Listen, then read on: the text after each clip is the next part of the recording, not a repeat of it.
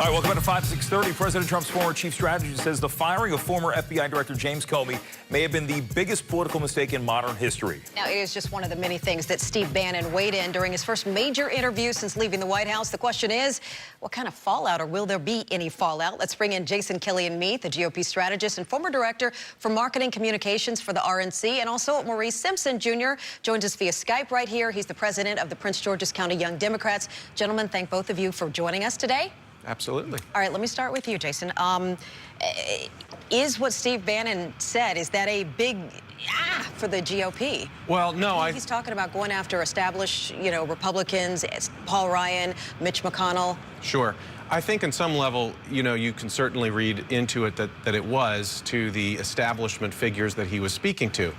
And this is kind of why Steve Bannon was so successful as running President Trump's campaign. He really had his finger on the pulse of what was going on, not only in the country, but also in the Republican Party. At one point in the interview, I thought it was really interesting. He said that, McConnell and Ryan came to the White House and presented a legislative agenda saying, listen, what we're going to do is don't worry about repeal and replace. We're going to get that done. We're going to get taxes next and infrastructure next, and we'll take care of it. We've been preparing for this moment for 9 years. Well, they could do none of it. And one of the reasons why he cited was that McConnell really didn't understand. It was caught him by surprise that he didn't have the votes to pass the health care repeal and replace. Maurice, let's bring you into the conversation. So you're hearing Jason talk a little bit about this. I know a lot of Democrats were excited when Steve Bannon left the White House, but he's making it known he's not going anywhere. He's still staying in the political arena.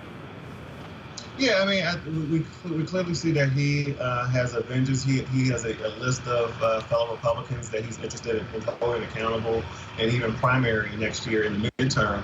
And so I think this continues to show the divisiveness and the implosion of the Republican Party. And so, I mean, I expect nothing less. Hey, Maurice, well, it seems like this is a negative for the GOP, and he's creating this divisiveness. Could this be a win for Democrats? Is he handing a gift to Nancy Pelosi and Chuck Schumer? I think so. I mean, I think, what we're doing on the Democratic side is position ourselves, to push our values and our policies and our agenda. But I do think this infighting definitely lends itself in our favor, particularly the hated rhetoric that Bannon continues to push, and which is tied to the Trump administration. When he talked about DACA, and America was built for her citizens, and we should have focused on the American citizens. We're a nation of immigrants, and so I think that all the rhetoric continues to work in our favor. Sure, but let's talk. Let's not pretend that the Republicans are the only party that's divided here, because you have a Democratic Party right now that half of it, well, I shouldn't say half, but a good part of it saying, why is Hillary Clinton saying these things? She's relitigating the 2016 election right now. So I think you have clear divisions in both the Democratic and Republican parties. Yeah, that's absolutely right. I have no idea what the values or the platform of the Democratic Party is. I mean, Hillary Clinton's new book should be titled 101 People I Need to Blame for Having Lost My Election. They don't have a message right now, but to Steve Bannon's point, back to the 60 Minutes interview, what he was talking about was that he was talking about the swamp. And let's face it, the Washington, D.C. political establishment has a lower approval rating than Hurricane Irma right now. I mean, they are not Wasn't seen like very head lice? They actually did a survey and said head lice had a bigger approval rating. I believe so. I think they squeaked ahead. Yes, that's right.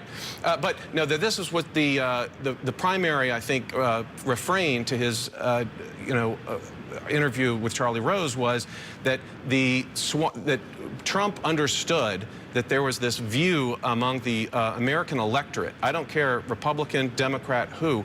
They viewed the Washington establishment with great distrust as having carried out what they want Washington to do for them, and that there is an establishment, almost corporation establishment in this town that is dependent on special interests and the almighty dollar ahead of average voters.